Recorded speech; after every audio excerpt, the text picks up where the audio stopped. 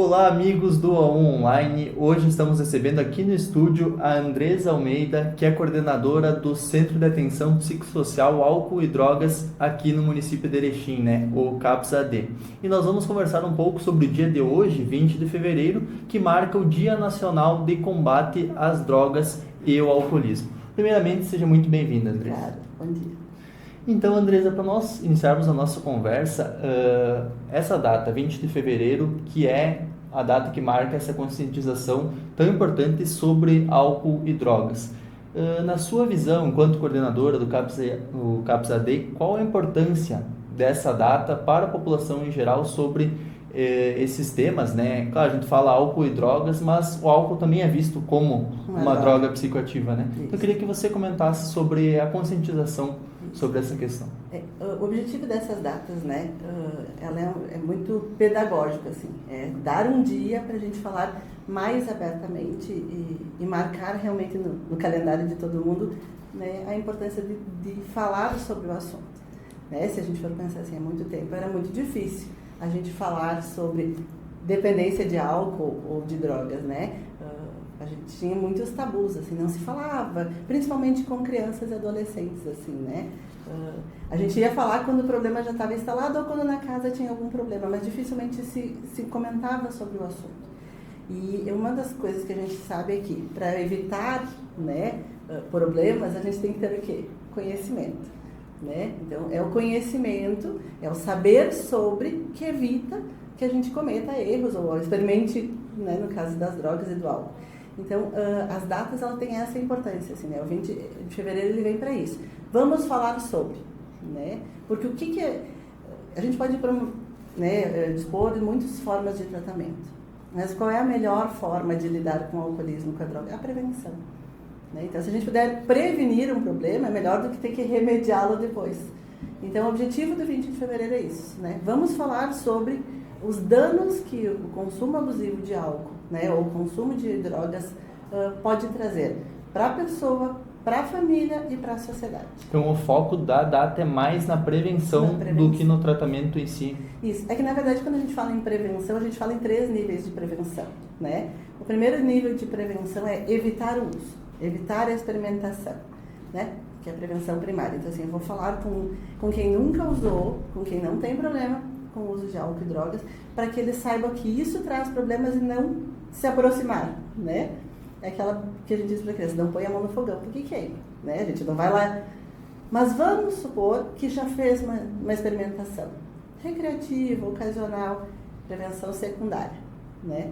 Então, assim, já fez a experimentação, já sabe o que é, né? Consome álcool eventualmente, já usou algum tipo de droga eventual, né?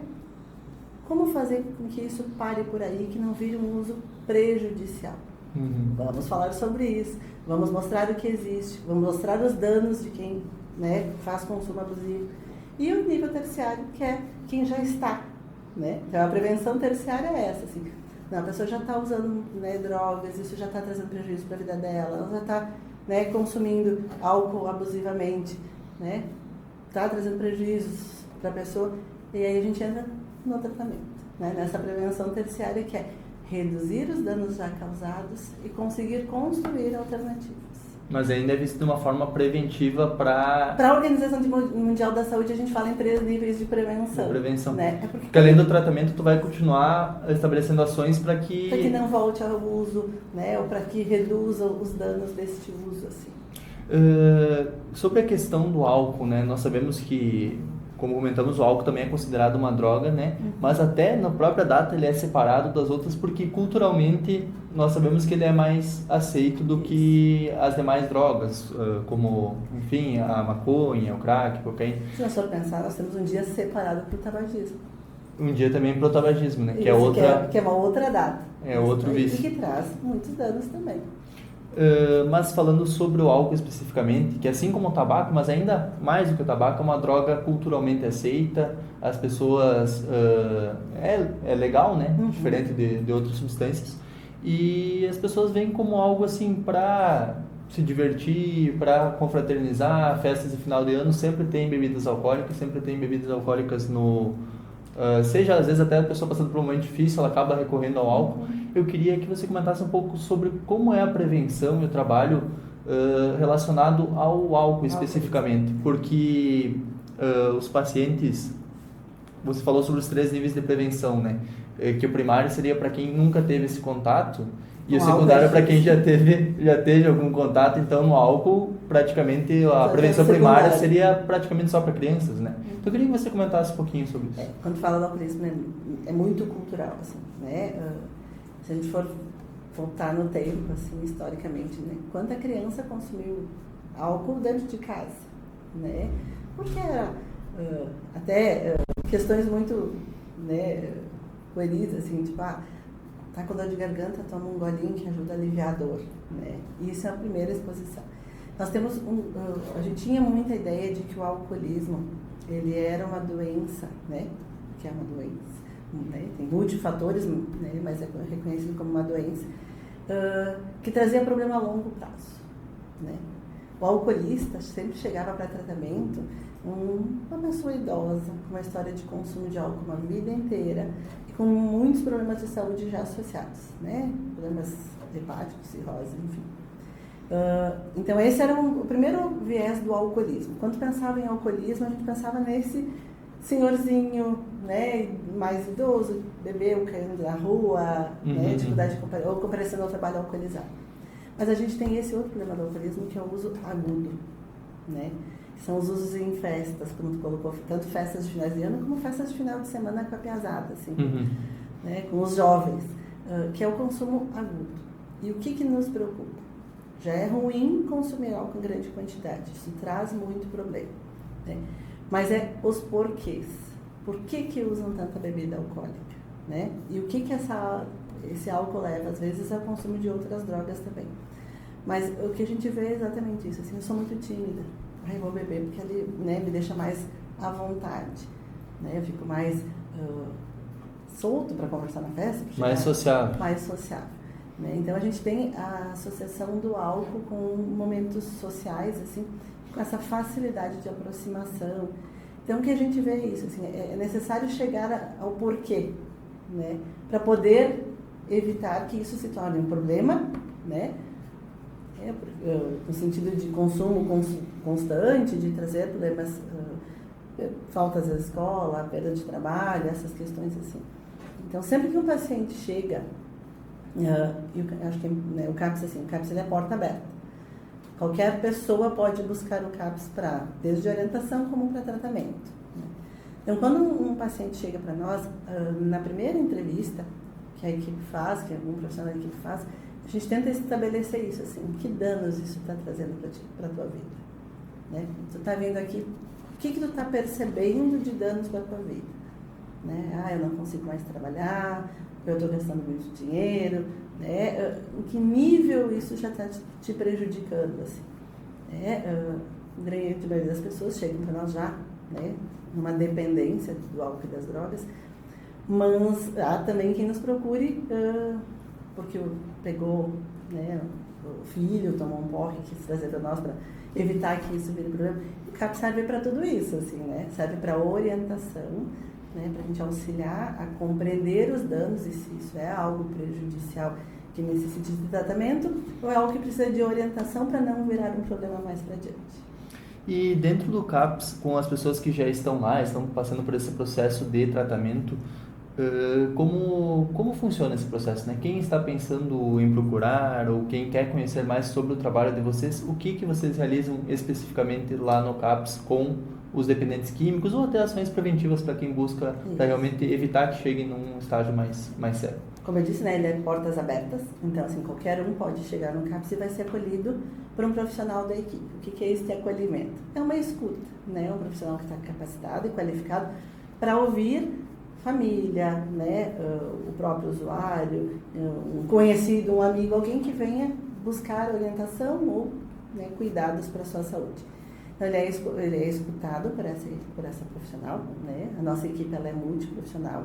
Então, tem psicólogo, assistente social, pedagogo, médico clínico geral, enfermeiro, né, psiquiatra, mais os oficineiros que realizam atividades lá. Mas então, um dos profissionais de nível superior vai acolher essa pessoa, ouve as demandas, e aí a gente constrói o que a gente chama de plano terapêutico individualizado. Cada pessoa que chega lá tem um plano individual.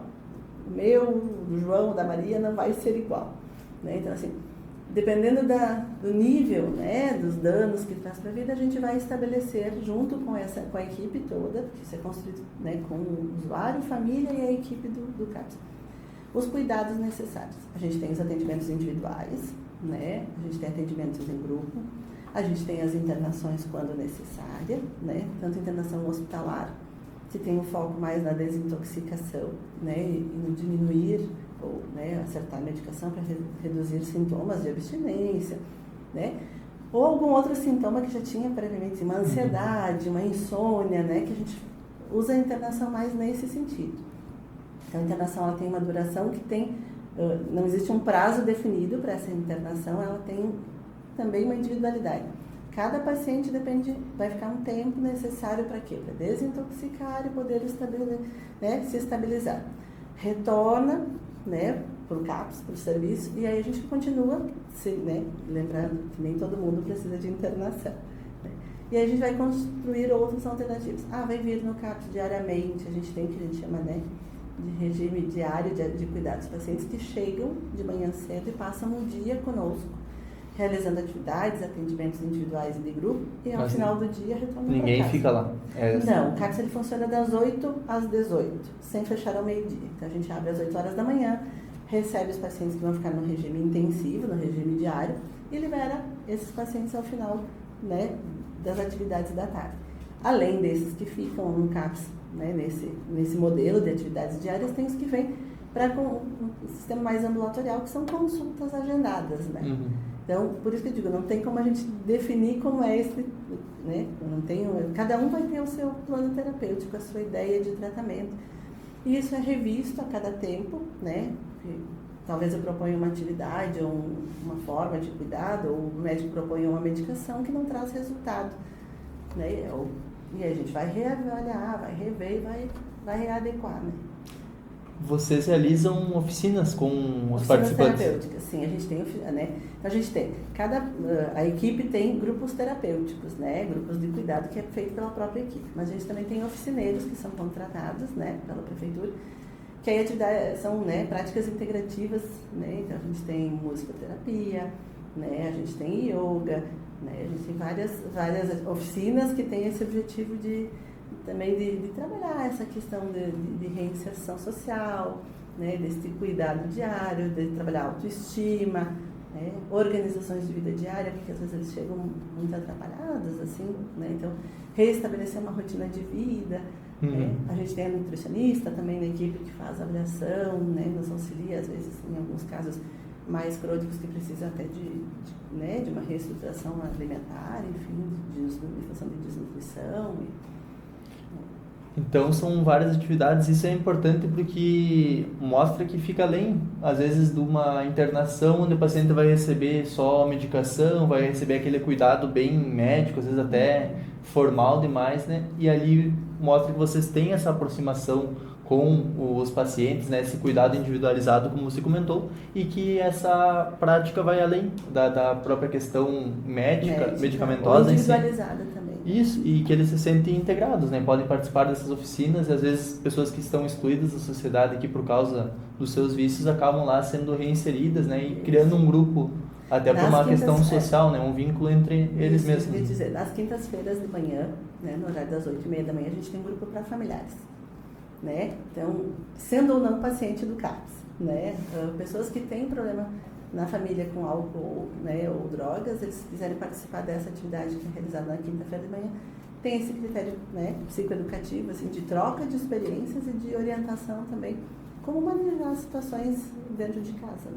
Andressa, abordando uma questão sobre parcerias com outras entidades, com outros projetos que envolvam essa questão do álcool e drogas, como tem os Alcoólicos Anônimos, tem o Narcóticos Anônimos, tem o programa ProErd, que é desenvolvido nas escolas.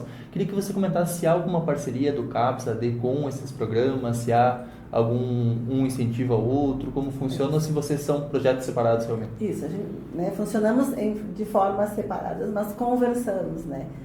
É muito estimulado as famílias que participem dos grupos de AA e Alanon, né, e NA, enfim, porque é sabido, né, do quanto isso fortalece tanto o usuário quanto as famílias. Troca de histórias, de vivências, né, e o suporte, o apoio é muito importante. O Ministério da Saúde, né, e em consequência nós, os CAPs, a gente não trabalha com esta questão da exigência da abstinência. A gente estimula, sim, né? Sim, claro. Mas a gente trabalha com a questão da redução de danos, de reduzir os malefícios do uso abusivo. Né? E com certeza é melhor estar lá participando e aos pouos reduzindo do que... Isso, então a gente sempre vai trabalhar com a redução de danos, né? Reduzir os prejuízos. Se a gente chegar, né, à abstinência, é esse o objetivo. Tá ótimo, mas esse objetivo é estabelecido por quem? Pelo paciente. Quem estabelece o objetivo do seu tratamento não é a equipe, não é o serviço, é o próprio usuário. Né? Então, esse é o meu objetivo com o tratamento. A gente vai trabalhar para atingir o objetivo do usuário. Né?